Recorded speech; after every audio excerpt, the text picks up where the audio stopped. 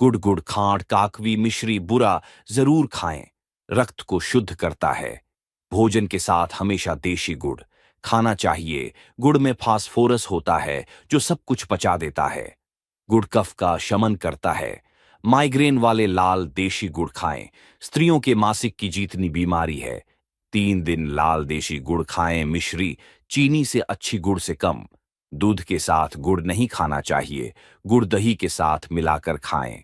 सोने चांदी के आभूषण सोने के बर्तन सबसे अच्छे हैं, फिर चांदी के बर्तन अच्छे हैं, फिर पितल के बर्तन अच्छे हैं, फिर कांसे के बर्तन अच्छे हैं। सबसे शुद्ध और पवित्र मिट्टी के बर्तन है, सस्ते और अच्छा।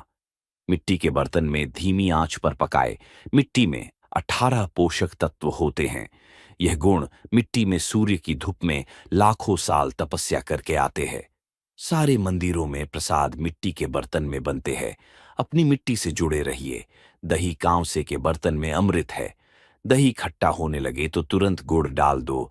कांसे के बर्तन में जितनी जल्दी हो भोजन कर ले। रखे नहीं।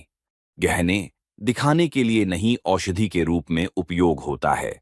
गहनों का उपयोग भारत में सदा औषधि के रूप में रहा है। सर और छाती के सारे गहने सोने के और छाती से नीचे के सारे गहने चांदी के होते हैं। चक्कर आते हैं, मेंटल डिप्रेशन, बुरे विचार आते हैं, जिस बच्चे का दिमाग नहीं बढ़ा सोने के बर्तन का पानी पिए। चौथा सूत्र, पानी धरती पर अमृत है। पानी जब भी पिए घूंट घूंट करके पिए। मुंह में क्षार बनता है, पेट में अम्ल बनता है। दोनों के मिलने पर न्यूट्रल होता है। पानी का अपना कोई गुण नहीं होता है। पानी को जिसमें मिला लोगे पानी उसी का गुण धारण कर लेता है। घुट घुट पानी पीने से लार साथ में पेट में जाती है और यही लार भोजन को पचाने में अहम भूमिका निभाती है। ये लार बेशकीमती है, इसे व्यर्थ बर्बाद मत करिए। गलत तरीके से इस्तेमाल करने से अमृत भी जहर बन जाता है।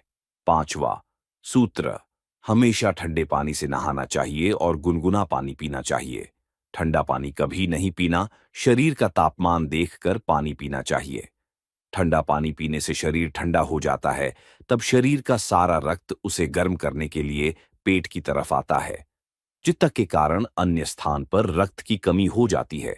इससे ब्रेन हैमरेज, हार्ट अटैक, लकवा जैसी कई बीमारियां हो सकती है।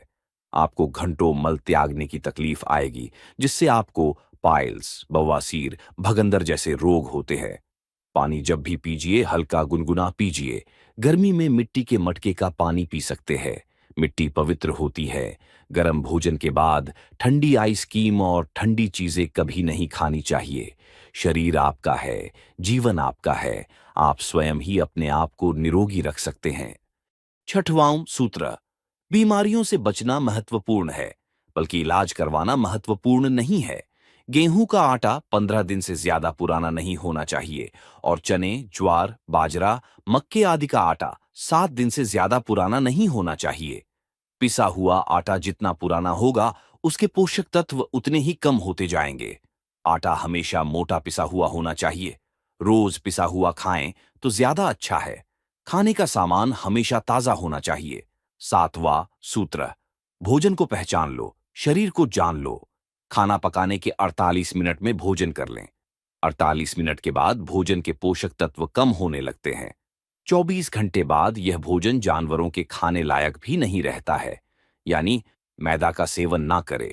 नूडल्स, पिज्जा, बर्गर, पावरोटी, डबल रोटी, बिस्किट आदि कभी ना खाएं। ये सब सड़े हुए मैदा से बनते हैं और मैदा कई कई दिन का बासी होता है। इसमें जानवरों की चर्बी मिलाते हैं। मैदा अंतड़ियों में जाकर चिपक जाता है, जो स्वास्थ्य के लिए हानिकारक है, जिसके कारण कई रोग हो जाते हैं। भोजन शरीर के लिए करे, स्वाद के लिए नहीं। आठवां सूत्र, खाना खाना महत्वपूर्ण नहीं है, खाने को पचाना महत्वपूर्ण है। आप जहां रहते हैं उस आबोहवा यानी भौगोलिक परिस्थिति का ध्यान रखकर भोजन करें। जिस प्रदेश या स्थान पर जिस तरह का भोजन उपलब्ध हो वही उचित भोजन करना चाहिए, क्योंकि वहां की जल, जमीन, जलवायु, वहां की प्रकृति उसी प्रकार का भोजन उपलब्ध कराते हैं। प्रकृति के विरुद्ध भोजन कभी ना करे। समय और प्रकृति के साथ चलना ही आयुर्वेद विज्ञान है। नवा सूत्र, किसी भी रोग का अपना एक पूरा परिवार होता है। एक रोग अकेला कभी नहीं आता है। वह अपने पूरे परिवार को साथ लाता है। भोजन का समय निश्चित करें।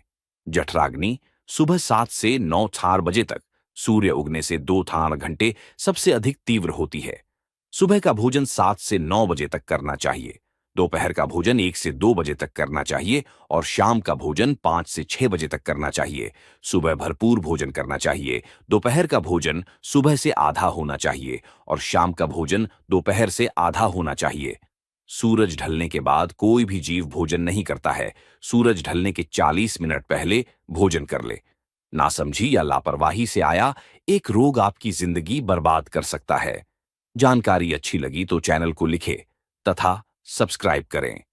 धन्यवाद। जय हिंद।